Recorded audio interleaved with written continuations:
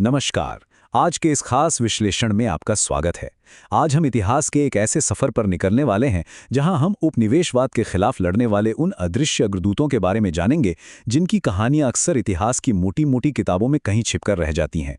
हम बात कर रहे हैं उन बेखौफ आदिवासी आंदोलनों की जिन्होंने 1857 की महान क्रांति से बहुत पहले ही ब्रिटिश सत्ता की नींव हिलाकर रख दी थी। तो चलिए बिना किसी देरी के शुरू करते हैं। आइए जल्दी से देख लेते हैं कि आज हम क्या-क्या कवर करने वाले हैं। हम शुरुआत करेंगे आदिवासी प्रतिरोध की जड़ों से, फिर 1770 से 1790 के दशक के शुरुआती विद्रोहों को देखेंगे। इसके बाद हम महान संथाल हुल, खोंड और मुंडा विद्रोहों पर चर्चा करेंगे और आखिर में 20वीं सदी के पूर्वोत्तर आंदोलनों को समझेंगे। तो शुरुआत करते हैं हमारे पहले भाग से, आदिवासी प्रतिरोध की जड़ें। सदियों से ये आदिवासी समुदाय जंगलों और पहाड़ों के बीच अपनी एक स्वतंत्र दुनिया में जी रहे थे, लेकिन अचानक ऐसा क्या हुआ कि उनका ये एकांत टूट गया। अब सोचने वाली बात यह है कि अपनी धुन में रहने वाले इन समुदायों को हथियार उठाने की नौबत क्यों आ गई। दरअसल इन सभी आदिवासी विद्रोहों में कुछ बातें बिल्कुल एक जैसी थी, जैसे कि उन पर जबरदस्त थोपे गए विदेशी कानूनों का गुस्सा और उनके पीढ़ियों पुराने वन और जमीन के अधिकारों का छीन जाना। सबसे बड़ी बात, इन आदिवासियों ने दीकुओं यानी बाहरी लोगों और साहूकारों को ब्रिटिश राज का एजेंट माना और मुख्य रूप से उन्हीं को निशाना बनाया। और हाँ, लगभग हर आंदोलन को एक ऐसे मसीहा जैसे नेता का साथ मिला जिसने अपने लोगों को एकजुट करने का काम किया।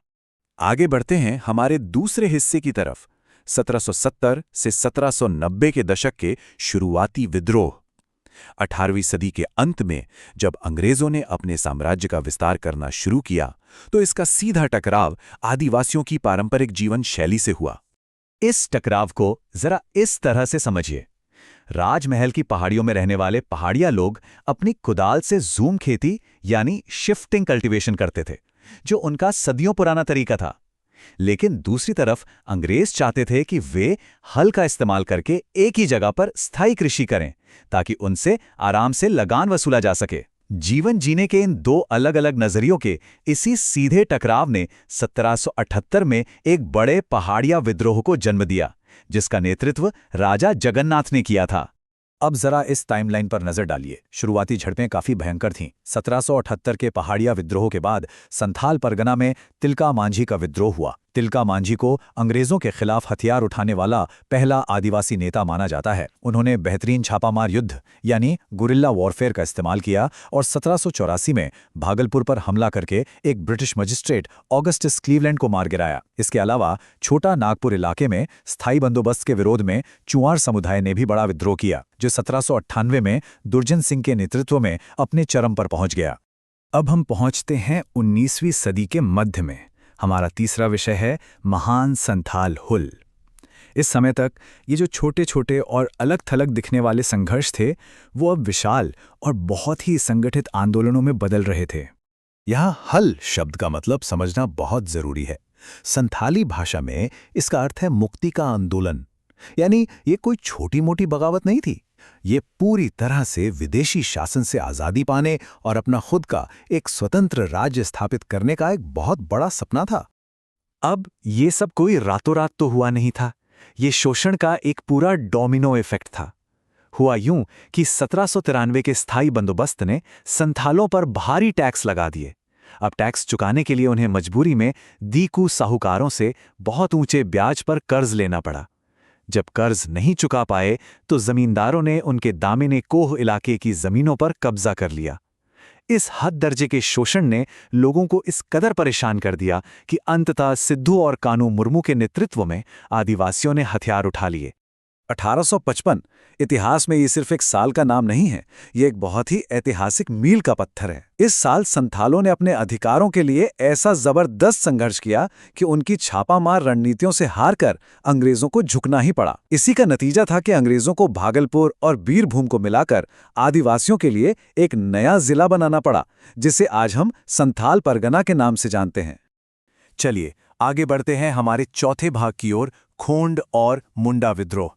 यहां आकर प्रतिरोध का केंद्र थोड़ा बदल गया।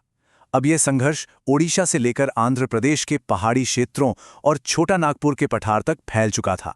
1837 से 1856 के बीच उड़ीसा और आंध्र प्रदेश की पहाड़ियों में खोंड समुदाय ने चक्र बिसोई के नेतृत्व में मोर्चा खोला। उनका गुस्सा भी बिल्कुल साफ था।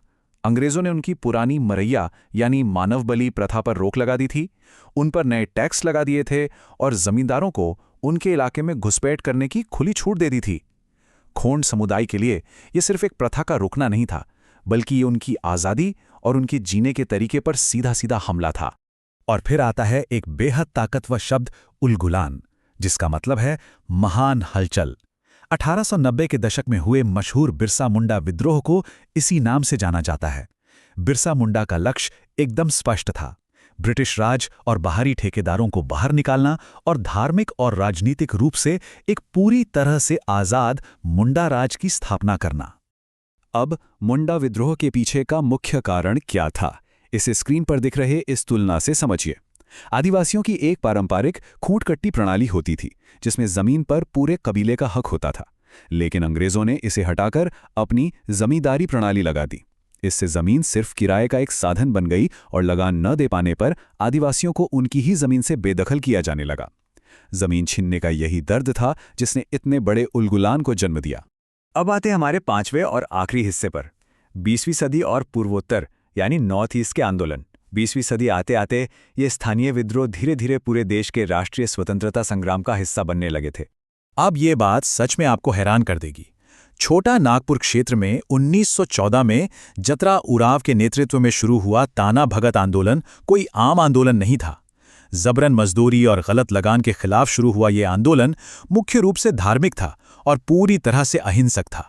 जरा सोचिए, महात्मा गांधी के सत्याग्रह से पहले ही इन आदिवासियों ने अहिंसक सत्याग्रह का रास्ता अपना लिया था और आगे चलकर 1921 के असहयोग आंदोलन में ये लोग पूरी तरह से कांग्रेस के साथ जुड़ गए। हमें यह बिल्कुल नहीं भूलना चाहिए कि यह प्रतिरोध सिर्फ मध्य भारत तक सीमित नहीं था, हमारे पूर्वोत्तर में भी बहुत कुछ चल रहा था। मेघालय में बाहरी लोगों के खिलाफ तीरथ सिंह के नेतृत्व में एक जबरदस्त खासी विद्रोह हुआ। वहीं मणिपुर में प्रथम विश्व युद्ध के दौरान अंग्रेजों की जबरन मजदूरी नीतियों के खिलाफ नागा और कुकी जनजातियों ने आवाज उठाई। जदोनांग का नागा आंदोलन और फिर वीर रानी गाइदिनेलियू के नेतृत्व में चला हेराका आंदोलन, इन सब ने मिलकर पूर्वोत्तर में अंग्रेजों की नींद हराम कर दी थी। तो अंत में एक बड़ा सवाल जो सोचने पर मजबूर कर देता है, इन अलग अलग इलाकों में हुए आदिवासी आंदोलनों ने अंततः भारत की आज़ादी की उस बड़ी एकजुट लड़ाई को कैसे तैयार किया। इन अदृश्य अग्रदूतों का अटूट साहस, उनकी छापामार रणनीतियां और अपनी जमीन के लिए उनका बलिदान, यही तो वो नींव थी जिस पर आगे चलकर हमारे राष्ट्रीय आंदोलन की इमारत खड़ी हुई। इस पर जरूर विचार कीजिएगा। आज की इस चर्चा में हमारे साथ जुड़ने के लिए आपका बहुत बहुत धन्यवाद। ज्ञान की ये यात्रा ऐसे ही जारी रहेगी।